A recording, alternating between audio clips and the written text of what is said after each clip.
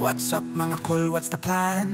Laag ka dito mabugdam, pabugnaw lang kadali sa tanang kapoy. Sa tubig nga makarelax sa gibati. Laag ka sa dam, pabugnaw pahuway kalma lang.